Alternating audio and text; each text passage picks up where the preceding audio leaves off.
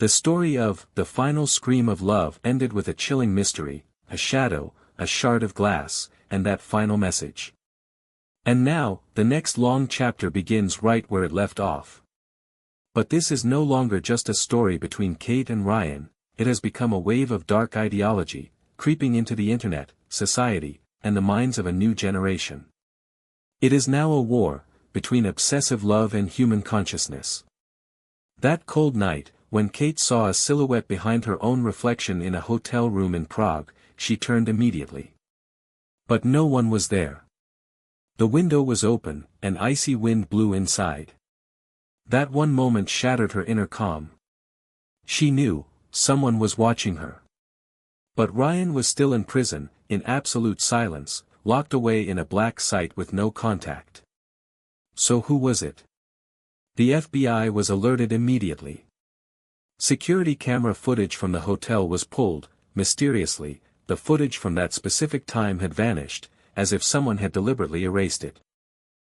The glass shard found in the parcel was examined, no fingerprints, but deep within its layers, traces of Ryan Moore's DNA were discovered. How could that be?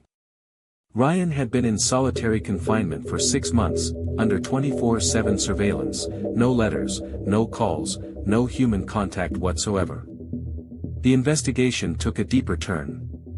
Officials discovered that some security staff at the black site had recently requested sudden transfers. When their backgrounds were thoroughly checked, it was revealed that 2 of them were former members of the Evermore Circle, a cult-like group of Ryan's devoted followers.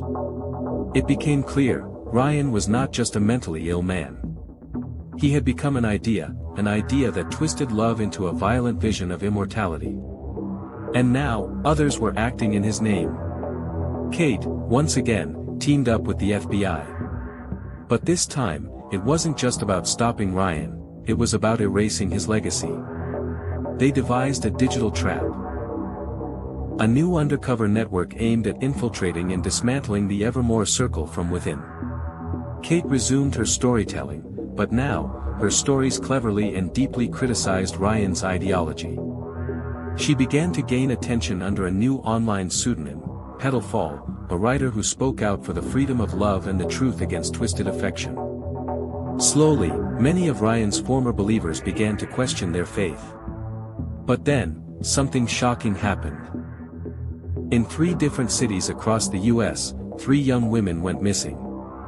All 3 had recently commented on Petalfall's posts and were secretly trying to infiltrate the Evermore Circle. Each case had one chilling detail in common: after every disappearance, a glass petal was found left on the doorstep of their homes. Kate now realized, Ryan was still watching, or someone was watching for him. One night, Kate received an anonymous email, this time with a video. In the video, a woman appeared, unconscious, locked inside a glass chamber, dressed in white. In the final frame of the video, a sentence was scrawled on a wall. "You framed me once. Now watch as I frame the world." The FBI went on high alert. Servers across the world were scanned to track the Evermore Circle. Many smaller networks were dismantled, but the core source remained out of reach. Kate knew this was no longer a battle fought from the shadows. She proposed something bold.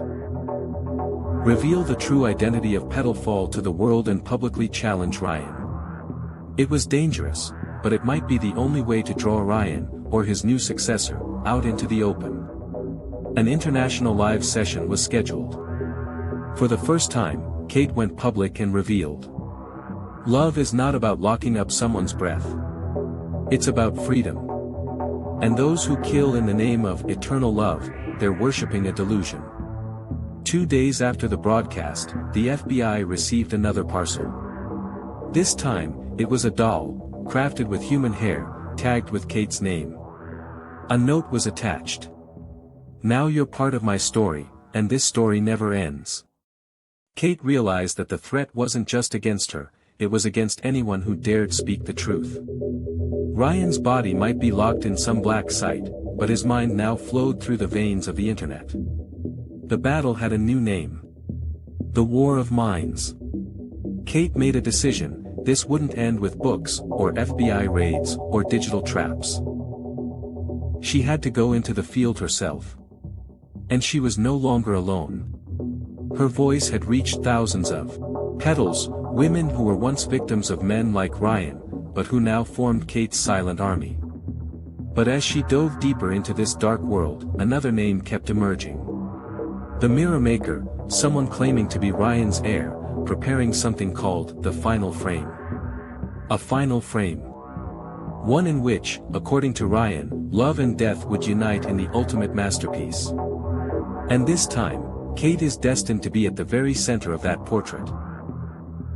If you enjoyed this story, don't forget to subscribe our channel, give a like and share it with others who love suspense and thrill.